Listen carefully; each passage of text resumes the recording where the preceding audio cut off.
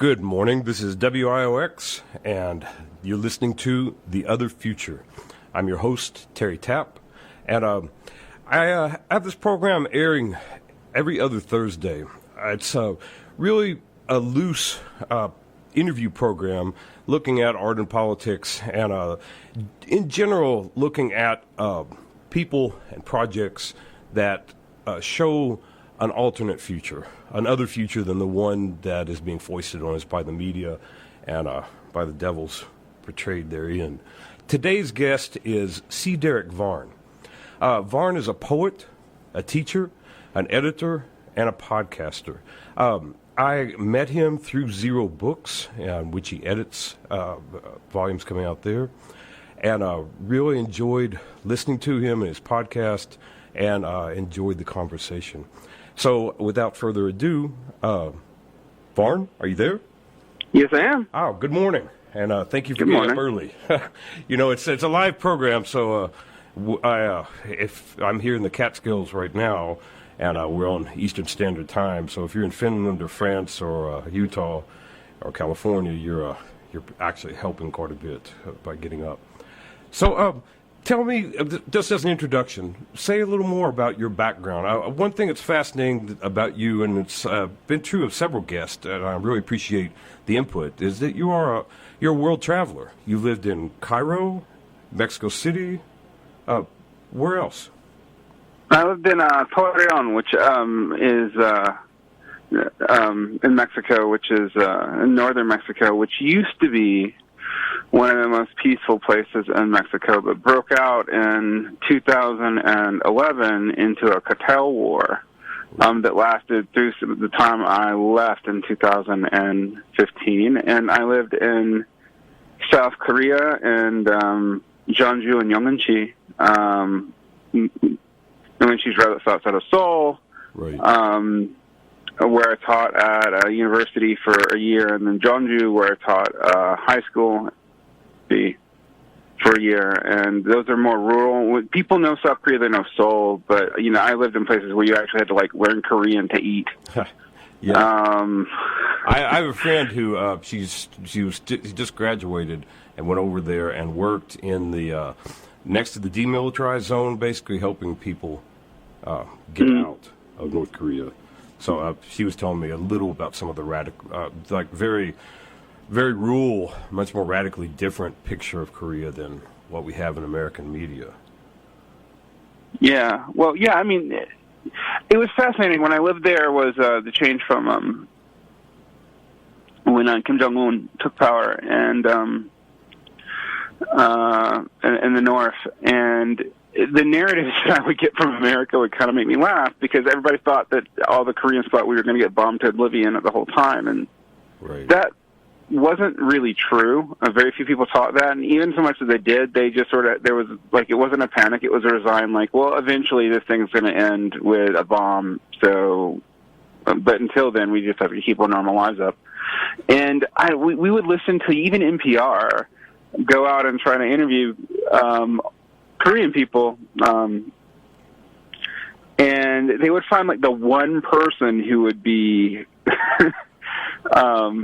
legitimately panicked, and then they would interview that person, and we would just laugh. I mean, even good liberal media would do that kind of stuff, much less television news media. So yeah, and I have spent extensive time in Turkey and in Taiwan and in Germany. And so, all these places you're teaching in them, correct? Except for Germany, I was a student in Germany, but yeah, I was a teacher. In South Korea, I was technically a professor than a teacher, but yeah, I mean, it's a pretty sweet gig actually being an international school teacher. You make American money, but in places where that goes 5 times farther than it does in the United States, and people pay for you to travel. Right. So it's not bad. Yeah, that's and so you're teaching English in these places, is that correct? Or sometimes I taught English, creative writing, U.S. and British history, and even ethics. I was not a language instructor so much as what I did was teach kind of elite students, a lot of specialty subjects for college, and then the other thing I did is on the side I would teach like English language classes to impoverished students in Mexico, like as a charity gig for the schools I worked for, and also for like my own sanity, because I would teach very, very elite students most of the time, and I would want to reconnect with, real people. And in places like Egypt and Mexico, that's actually pretty important. I mean, I love the kids I taught, but you'd see some class stuff that would like just shock you, even because how much more blatant it was. Blatant, you mean the class division? Yeah, like in America, we have it, and it's actually in some ways worse. But there's a noblesse oblige that everyone keeps their mouth shut about it. Right. Yeah, we're an egalitarian caste system here. Right. Right. So you're teaching these students. Say something about that difference. You've taught in the U.S. as well. Do you see? Yeah. I mean, obviously, we just said you do see the class difference, but how does that play out? Because I've taught too, and I've seen a marked difference in dealing with people that approaching people that come from a place of no expectations and still have talent and intelligence, curiosity, and people that are showered with expectations. It's not just to add a point on that. I really think when we talk about white privilege in this country, one of the main things that we should bisect that with is that class distinction that allows mainly white men, but also a few other people, but mainly white men of no talent and the intelligence of a paper towel to rise to positions. Looking at the federal government, most of the state governments, you have cretins. And they're buoyed up by expectations and phony resumes and money shifting hands. And the college, scandal we just had highlighted a tiny sliver of that. But in teaching people that are impoverished and have no expectations, I find that very fascinating. I'm taking time from your response. So what have you experienced in teaching those different groups of people? Well, I mean, obviously the kids with no expectations are in some ways harder to teach because schools are kind of coded middle class in a lot of ways, and so is the market. So there was a lot of explicit instruction into social norms, and in some of the places I worked and lived, I had to figure out what those middle class social norms were because they were slightly different than the ones. Yeah. But there are other things that are kind of universal. Conversely, the very well-off kids I knew, I don't want to sound like I had any bitterness with kids because they don't pick this, right? It's not something, but they spoke the language of upper class America. Like they knew the same pop culture. They were educated in the same books, and that was true everywhere I was in the world. So, like, the cultural differences between, say, a working-class Mexicano and an American are pretty profound. And the differences between a working-class Egyptian and a working-class American are almost hard to comprehend. But say something about those. Well, what would be the differences between your average working-class person in the United States? And that has to be sliced up, too, by region and age and so forth. Right. But and a working-class person, say a 20-year-old male in the U.S., a 20-year-old male in Cairo, and they're both working-class, what would be the difference that's that profound to you? Well, so where they go to get their release would be very, very different. And that's super vital because, as you know, if you've grown up around working class men in particular, there's a certain unhappiness that often codes as anger or as self-destructive behavior that it's almost universal, and it comes from realizing how alienated you are, being forced to deal with it, and having to power through. Right. Well, in Cairo, that's going to be compounded by the fact that there aren't enough women. I mean, there are, but there aren't, because of polygamy and strict social structures. And so a lot of those men are even more lonely, and they go to work or religion, which is similar to the United States, but those work and the religion and those norms attached to it are very, very different.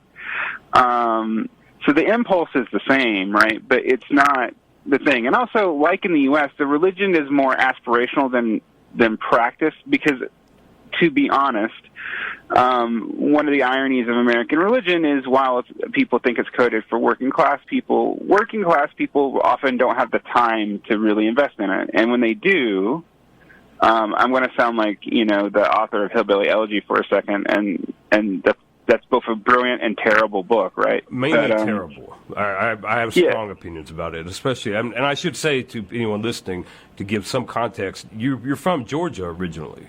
I am. And I'm from Kentucky, so we have that regional identification in our roots. But yeah, I detested Hillbilly Elegy. But go ahead, your point. No. Well, the thing about Hillbilly Elegy is that its analysis is like horrid, but its description is pretty accurate. So, and so what a lot of you see a lot of the same things in Egypt that you see in America, where people, they really don't have time to invest in the religious components they want to, but it's a way of talking about and trying to have a community that you don't have anywhere else. Right. The other thing is, there are pre-capitalist forms of life in Cairo, because it's developing, and this is true in southern Mexico and too, that do cut against the alienation in ways that you don't have in America. Such as? Well, I mean, everyone really does know each other, and that sound to Americans that can sound idyllic. It also has a very dark undertone. Like, there's no escape for some ways. Yeah, it's that from social pressure mentality in a way. Yeah, But that exists even in Cairo proper. Being in the major city doesn't get you out of the small town mentality. It's just your small town is your neighborhood. Right. And in America, when people talk about like old New York and those areas, maybe the Bay and like the 70s, there are places that have something like that, but it's largely gone. Right. And it's also because there's no public space left in America, and frankly, in Cairo, like, there's not really public space either, but it doesn't matter because it's so teeming with people, they can't really keep everyone out. Yeah, the lack of public space and the erasure of public space, I think, is something I really need to separate out and have an entire show or two or three on, because I've had people on here that have talked about, and I brought it up, about the lack of places for artists to go. Lower Manhattan isn't Lower Manhattan anymore. Haight-Ashbury and San Francisco and so forth isn't what it was now, and London and Paris. These places aren't what they were, drastically not what they were. But it's not just the disappearance of those kind of creative locales. It's a disappearance of all common spaces. We don't gather in union halls. We don't tend to have big picnics in the park where you have multi-families as much. Like, we don't really have common spaces at all, except to some extent the churches, which to me seems a little perverse. And that's my own problem, perhaps. But and then you have these mega churches, which are just an extension of the market, really, to me. Yeah, well, that was something I noticed that you are beginning to see, and in Cairo and in Mexico, now these things had already existed in Korea for a long time, and I think that has to do with the same forces that drive it in America. So, like, I have a very, just like you, a very problematic relationship to any like the formal Protestant Church of the South. Sure. Right? I mean, it's pretty reactionary. We all deal with it. Baptist. At the same. Yeah, exactly. At the same token, before the megachurch phenomenon, right, it did hold a lot of social functions that that nothing else did. I mean, like, the reason, for example, why the church is still powerful in the black community in the South is because, like, it was the social structure. Yes. Yes, and I feel bad in a way at looking back from middle age to my youth because I hated the churches of rural and small town Kentucky, and mainly because the people in them said really dumb things. But looking back on them, they did provide a lot of social services organically. I mean, if someone in the area needed food, they would gather around and they would make food and take it to them. If someone was invalid, they would help that person. They watched out for people. And you got, I went with my father to a very small church in Owensboro, Kentucky for a little bit. And they talked about work. They talked about wages. They talked about what was going on, at whatever plant or whatever. I mean, this was a real social setting in which you could bring life concerns to. And I feel bad that I disliked that so much because of the silly things they said, about angels and such. But yeah, the black churches still have some of that, which is, I think, why they get targeted often. Yeah, agreed. And honestly, this led me to some really, in Egypt is an interesting place to think about because this is where this is the most extreme.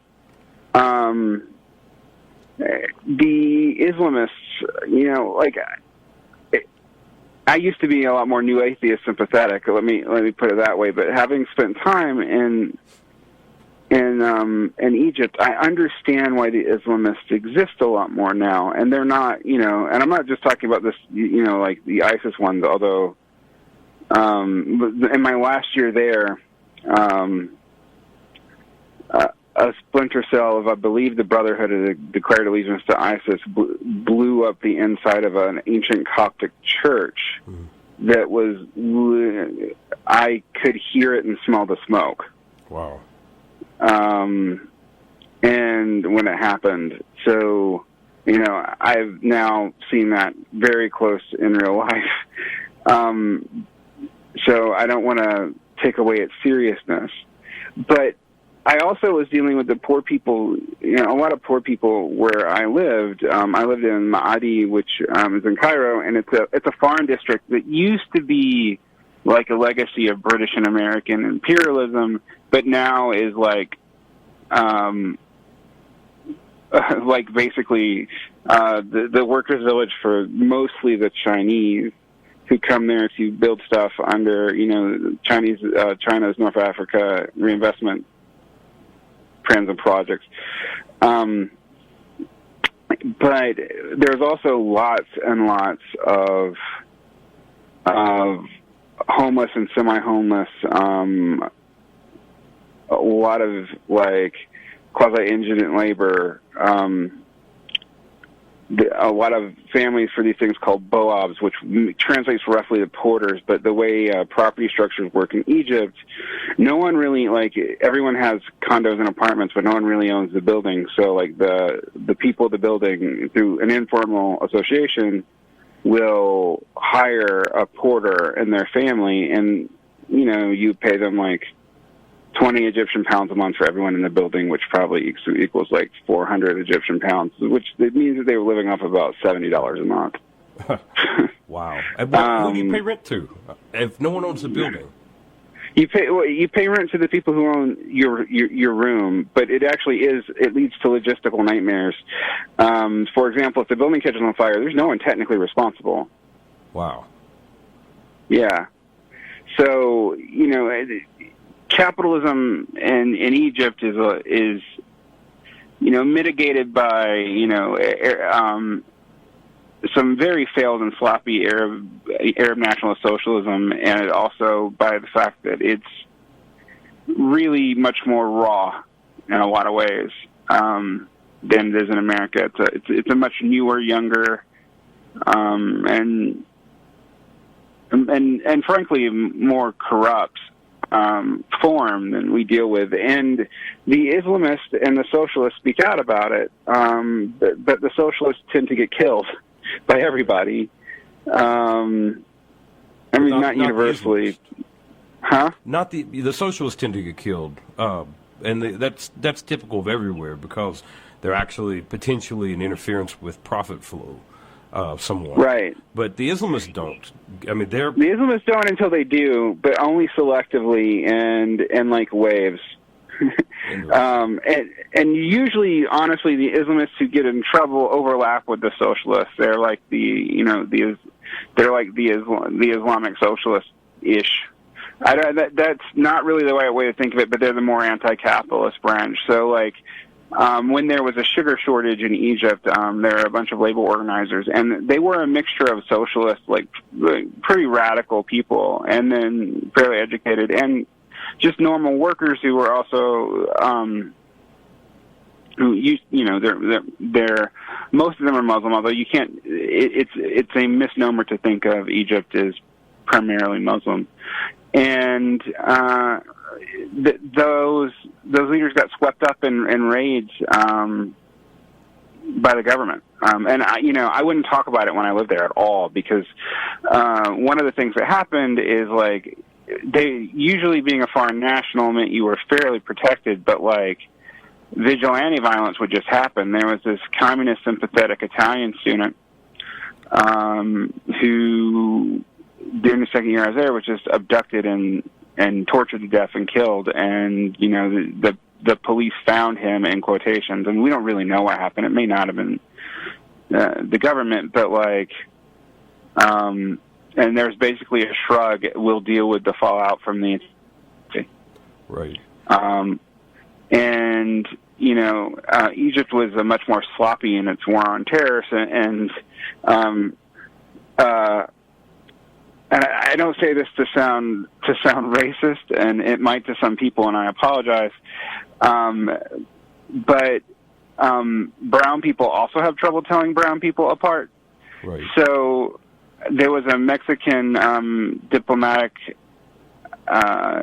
group out in the White Desert that pretty much had the permission to be there. There's some controversy about that, and the government couldn't tell them from the Bedouins, and bombed the Mexican ambassador's attache's party for an hour, killing a bunch of them. A couple of Americans got hurt. I've only heard it mentioned on American media in the last year or two about the aftermath of it. At the time, all the news I got it was either in Arabic or Spanish. And it was a quote-unquote terrorist bombing ways, but what you realize is that the government was just used to bombing the Bedouins because they might be terrorists just at random, and accidentally didn't do it to a very important tourist group. Right. So it was just protocol. And it was just protocol. They just screwed up, and yeah, that was that world.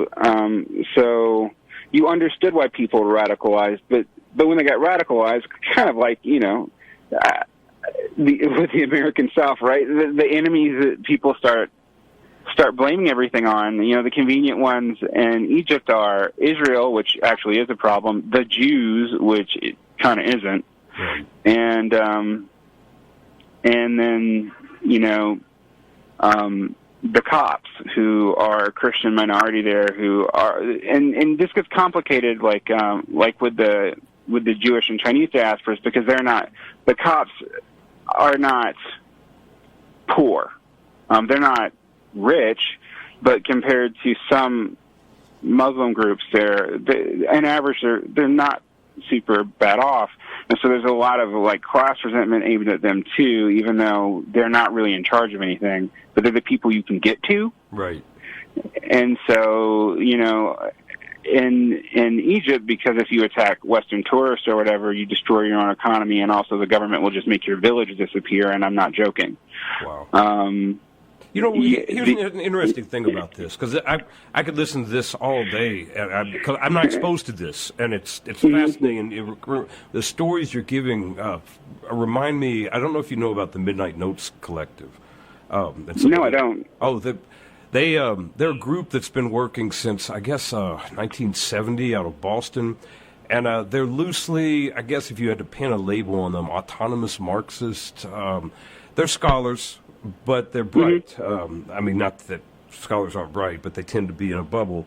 And they went into Lower Manhattan when it was crumbling and wrote about, the squats that were going on there. They wrote about what was happening in the 70s, and it built up to today. But they produced in the early 90s one of the best analyses of economics and politics globally I've ever read.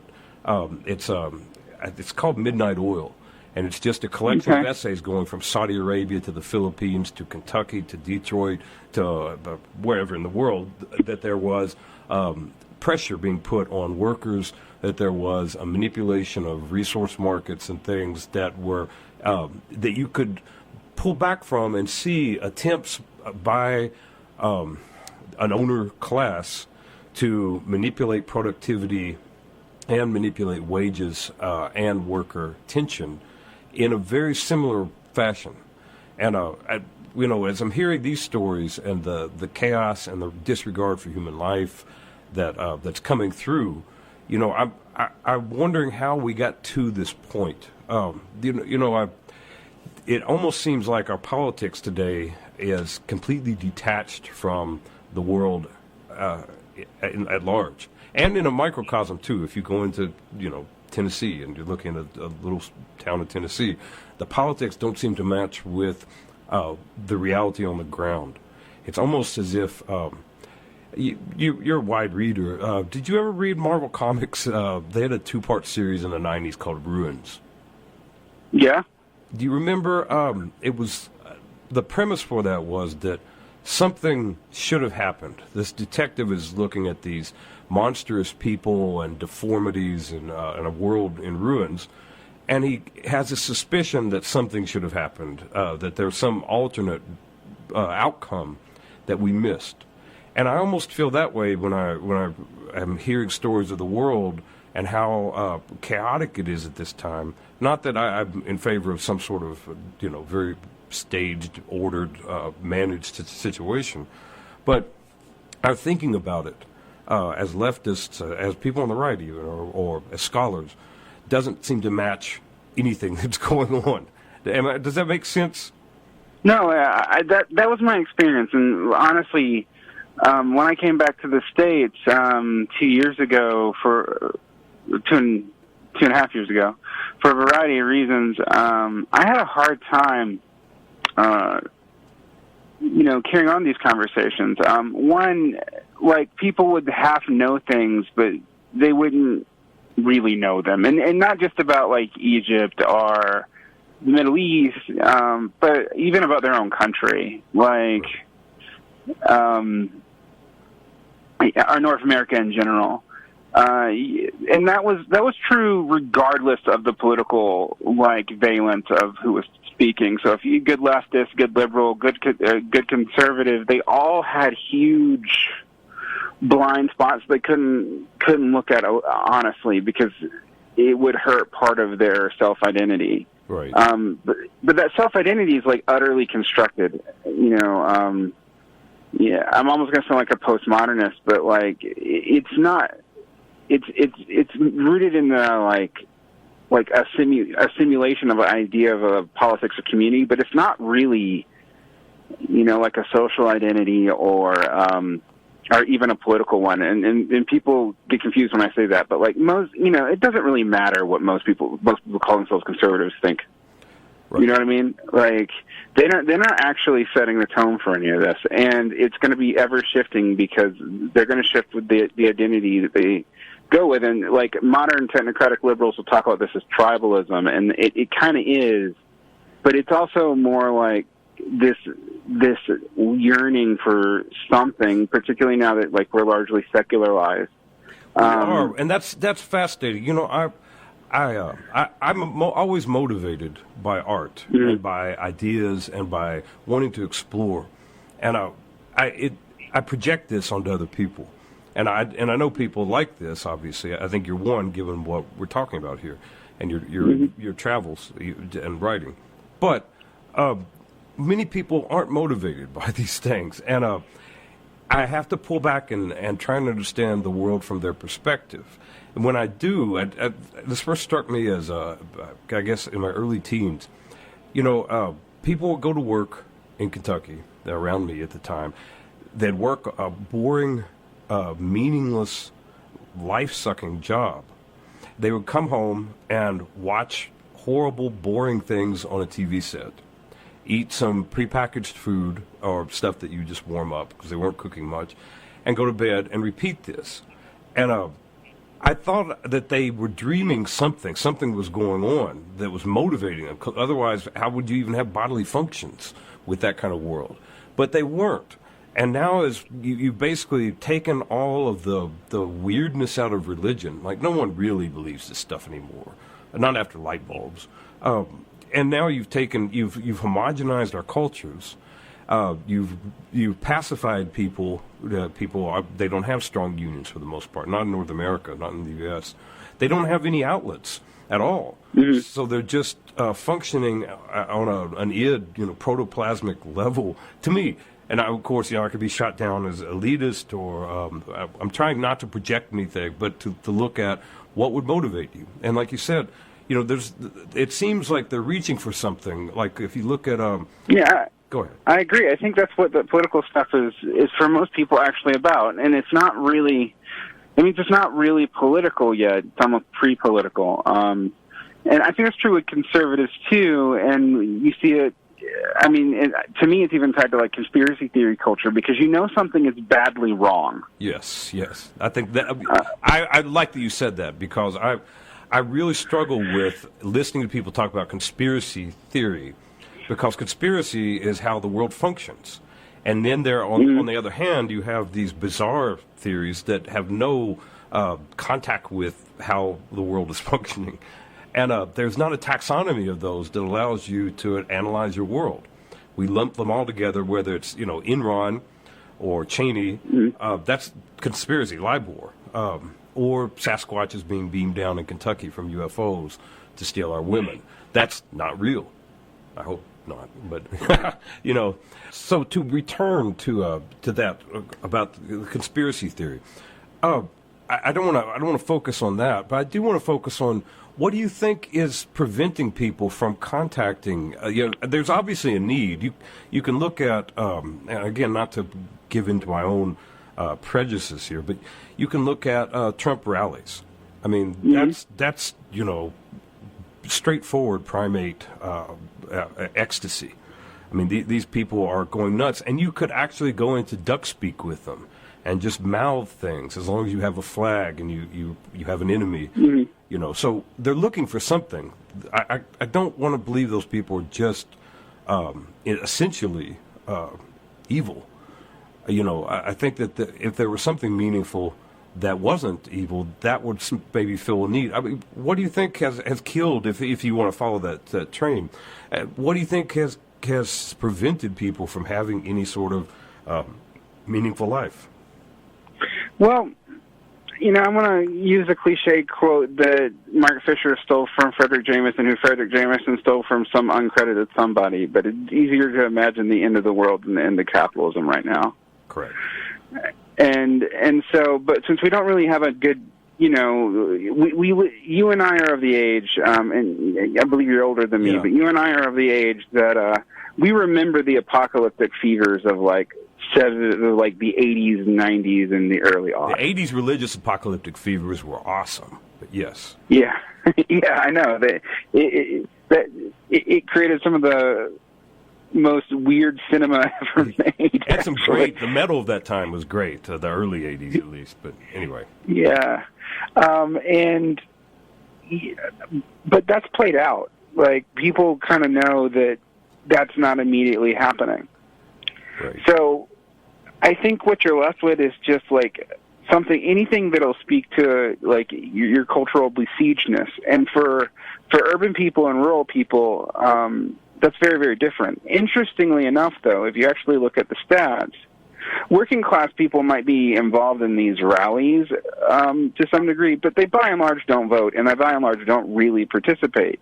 Right. If they show up, it's only, I guess, to show up, and that's kind of true in urban areas too. For the liberal leftist stuff, like truly working class people, they are kind of involved, but not at any scale, and largely they're depoliticized. And they also, even more, frankly, believe in conspiracy theories. It's one of the things. Your point earlier is really one to really think about. Where I saw the most conspiracy theories on Earth is in the southern black community and in Egypt. All right, and why? Well, because a lot of the conspiracies are true. Yeah, that's as I've told people before, there are two main conspiracy theory peddlers. One is your tinfoil hat wearer, talking about Pizzagate and such, and the other is a district attorney across the U.S. It's a common charge. So go ahead. And I have to say, I'm a connoisseur of the weirder conspiracy theories because growing up in the South, as you did, I heard these all the time. They stem from the Bible, and some of them had bizarre racial elements. But the Dr. Jacob kind of Church of Islam is the best about the creation of white people, and I give that one an A. Yeah, do you know that one? Yeah, I do. Okay. All right. Well, we won't say it. But if you are listening to that, that's you should charm yourself with that because it'll explain Trump rallies. But go ahead. Yeah, I mean, and honestly, when I was in the South in the late '90s and aughts, the Nation of Islam actually had some pull, as did the Nawabians, which was a cult that like Wesley Snipes was, I believe, involved with. Right. And they did fun stuff like the Nawabians even denied that slavery happened or they had a very strange narrative. That might not exactly what they claimed, but because proud black people couldn't be subjugated like that. And at the time I was young, I just kind of viewed this with strange bemusement and a little bit of contempt. And now I see that it was speaking to something very real in the black community in the South, and it that community is, because it's been so beat down, it's been harder to politicize. You go into a black neighborhood in the Northeast, or even here in Utah, in so much of there is one, you'll see Black Lives Matter signs, and you will in Atlanta. Right. But you go to Macon, which is 60-70% black, and go to the black side of towns, you don't see any of that. Yeah. And I'm not saying that to discredit BLM either. What I think that is just exhaustion, maybe. It's exhaustion, and it seems impossible, and the cops are all up in their business, and it also is a reminder for those of us coming from the South that as bad as gentrification is and capitalism, the only thing that's worse is not. Yeah, exactly. In New Orleans, I was actually going to move there before the hurricane of 2005, and actually put a tattoo shop there. And you'll see such a strong and political, or there was, I'm not as acquainted with it now, but there was such a strong and political black community there because they could have one.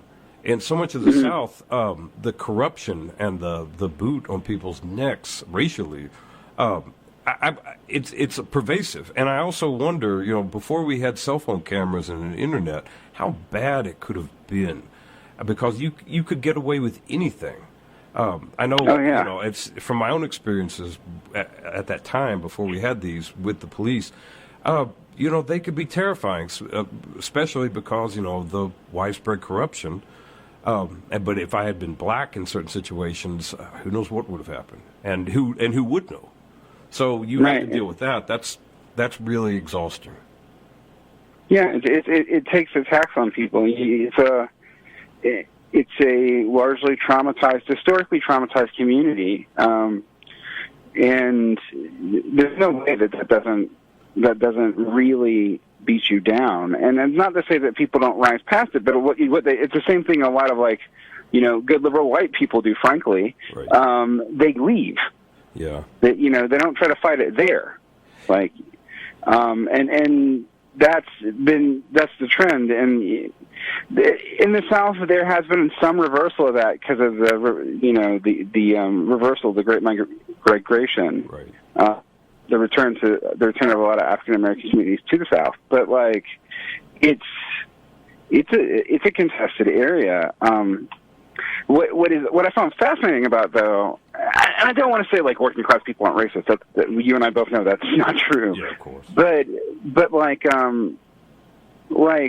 a lot of the really damaging racism that I would see on a daily basis would even be from liberal people, right. Who aren't realizing they're doing it, and it was completely kind of corrosive there too, because what that does is the people who say they're your political allies, people forget this. This was actually the original in the black community in the 80s. This was the way woke meant. Woke was to wake up to the fact that good liberal allies weren't, like, they were still kind of racist and didn't realize it. And to be woke to that. That's the origin of woke in that sense. I don't think that's the first origin. I actually, I've been studying these words. Sure. It's a word that had a history going back to at least the 80s. I was a friend of mine, actually from New Orleans, who works with the black working class teaching activism there, and she works in the black arts community. She's an editor for the magazine Rigorous, which is for people of color. And she was telling me that that's how she learned the term woke. Is you get woke, the allies didn't realize all their racism even if they talked good talk. Right.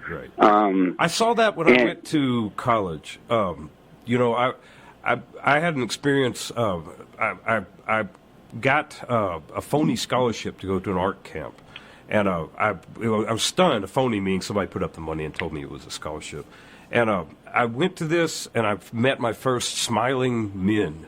I think you and I were talking about this, but men that weren't beaten down by work, that didn't have to wear hard hats, that weren't wearing drab clothing. And one of the guys, I had this I was awestruck by those men and the fact that they made art for a living and just walked around drawing and painting and things.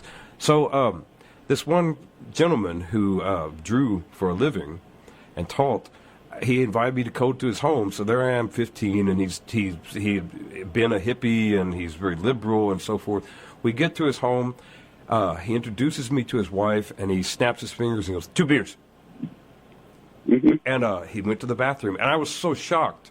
I ran up to her. I said, "Ma'am, I'm very sorry. Like, I don't talk to people like that, especially women, But the fact that kind of attitude, and of course that's not racism, it's misogyny, sexism, whatever we want to call that. But the fact that he could so easily drop into that attitude. I remember talking to the professor about affirmative action, and he closed the door because we're talking about something else. They were doing some hirings and very casually dropped a lot of stuff that really blew my mind that anyone without a hood on would say. But he was very liberal publicly. So a lot of that exists, and even, in the self-deception level of believing that you don't believe that when you actually in practice you're doing those things. That's treacherous. I'd almost rather have people be honestly portraying themselves, and you can make a target of them, just so to speak. Yeah.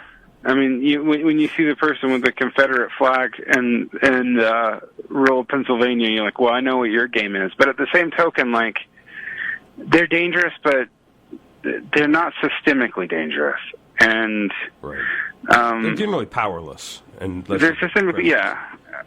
Right. If they have power, it is tangential to other forms of power. You could see that, maybe with Trump. The fact that Trump, codes to quote unquote troglodytes is fascinating. It's the same. It's actually even more so with George W. Bush. And people kind of forget this, but everyone, they portray themselves as working class sympathetic, but they don't know that world at all. Right. And so, but you're attaching power to that because you have somebody that can represent you in this field that you were utterly excluded from. And also, and to be frank, most working class people also aren't dumb, and they realize that that's not very real, and so they're largely apolitical anyway. Right. There seems to be this is one of the main features of this current system that we're living through, which I consider kind of an interregnum between a collapsed world and a world to be. We don't seem, I know Mark Fisher talked about capitalist realism, but we don't seem to be able to move anywhere, and there is this disconnect between what's going on on the screens and what's going on the ground. So I see those people as so, those people meaning everyone really, as so beaten down by the ineffectiveness of their lives. You know, there was that famous Princeton study now about the responsiveness of our politics to our demands, and it shows that basically on the federal level, there is no responsiveness to what the public wants. It's almost all oligarchic. And I point out to people that study was from 83 to 2000. So if it was toxic then, it's boiled over into something undescribable at this point, right, after Citizens United. So I understand, you know, I've been in situations where people have been very politically involved. Like I was a Teamster, you know, at a shipyard and a construction division. And there was a massive political involvement because you actually saw that some of these elections that were dealing with corruption were coming down to 100 votes out of 18,000. You know, and that's very powerful.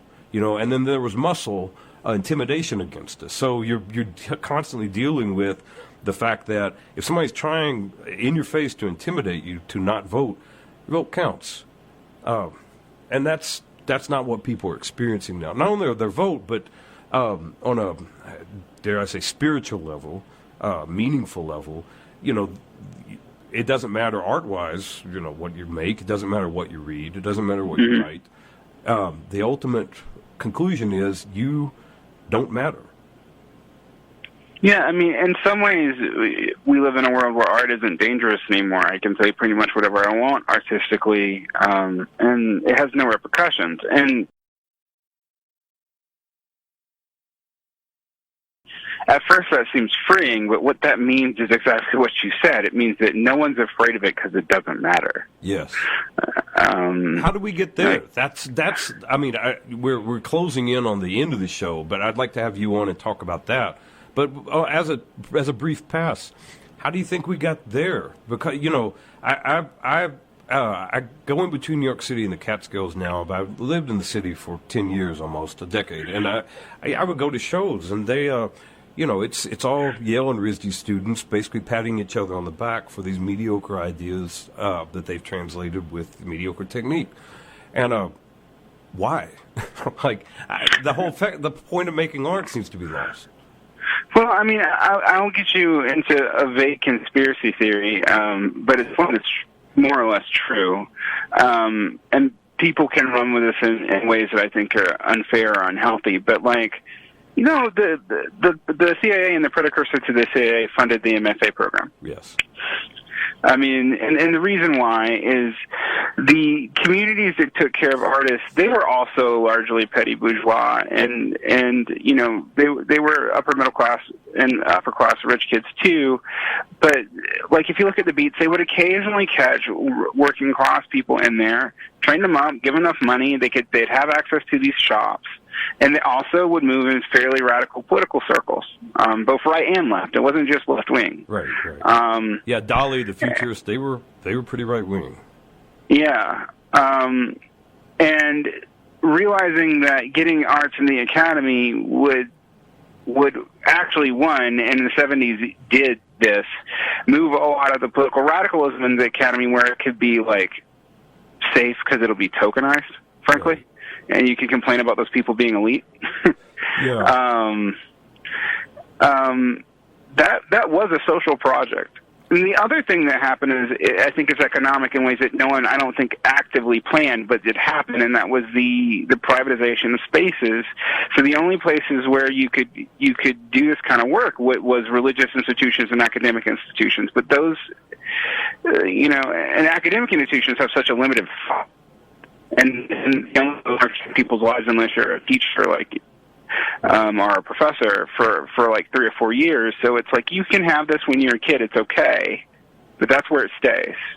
Yeah, you know, to pause on that and to add something on there, those programs, the CIA funded a lot of artistic ventures in the 1950s, and tons of them. Tons, yeah. Actually, people who were writing as Americans overseas, writing for the Paris Review. Editor at the time was funded by the CIA. And I talked with an older gentleman who knew a couple of artists that had received CIA funding. He lives in Manhattan. And, he's pretty much, his views are very neoliberal, and he's very comfortable, very upper class in that sense.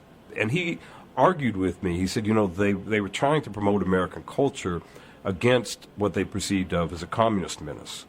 And I won't make more of that point now because we're low on time, but I understand what he's saying, but that kind of response shows me a political naivete that makes me cringe. Clearly, if you're funding something culturally to fight against something else that is not only cultural but economic and political, you're controlling the art, and you're constraining and limiting the effectiveness of those artists. I keep wondering how we can make any significant change to bring about a terrifying art. It doesn't have to be scary, but awe-inducing or just life-changing in some way. You know who Sylvain Lothringer is? With semiotext. 2014, MoMA PS1 had an 8-hour presentation of his schizoculture. It's called Return of Schizoculture. And it was a symposium he had in the 70s. And it changed world culture. He brought a bunch of New York artists that were hanging out in Lower Manhattan. He stuck them essentially in a room at Columbia University, and they documented all this. It's fascinating. And then he brought Black Panther activists in, feminist activists, madness activists, gay activists, and some very privileged French academics in. And they were trying to kill each other. In fact, Foucault almost got attacked by a man who said he was with the CIA. That's who Foucault was. And it's a fascinating exchange, but the energy is incredible. And you could see for a moment the art is, the talk, these are artists and these are theoreticians and activists, it's dangerous. It will change someone's life. And with the limitations, like what you just said, the privatization of space, the erasures of the public spaces, the containment of the art in an MFA program, and the academization. I joke about it being the long march through the academies is what my joke term for it is. But yeah. So you're seeing that as well. There's got to be a way to push through that or erase that or provide an alternate, because if art is dead, as well as anyone's ability to change the world, which is sounds like such a quaint, childish phrase now, and it shouldn't be. But the fact that it's that quaint tells me something has changed too. Yeah, I think about this a lot, like a whole lot, because one of the things that I really struggle with is knowing what I know about the world, and doing what I do and working in education. Why do I still care about my art, which is poetry, which is one of the most closeted arts, and that's honestly also in some ways some of the most removed. Although in others it's not, because it doesn't take a lot of money or overhead to do it, and so you do see resurgence of poetry amongst working class people, particularly slam poetry. When people, but again, it's only when people are young where that's really, really for most people allowed. Right. But why do I care about that? And the reason why I think I care is that I don't think it's a substitute for religion or anything. I don't want to sell people something that it's not. But it is a way to work through complicated issues of identity and trauma and who we are, that empowers me in other ways. Right. And I would love for that to be reincorporated into my daily life. It's almost if we let go of art's effectiveness, which we have, I think we go psychotic as a culture. If I erase your ability to dream as an individual, you'll go nuts, and not in a colorful, interesting way, but you'll basically disintegrate. And as a society, those dreams are art. So if we stop society's ability to dream, then as a culture we go into this lunatic phase, it seems. I could say more about that. Let's do this. We're almost out of time. Where can people find some of your work and listen to you more online? Okay, so if you go to Zero Square Podcast, there are two podcasts I run there. They show up in that feed called Alternatives and Systematic Redness.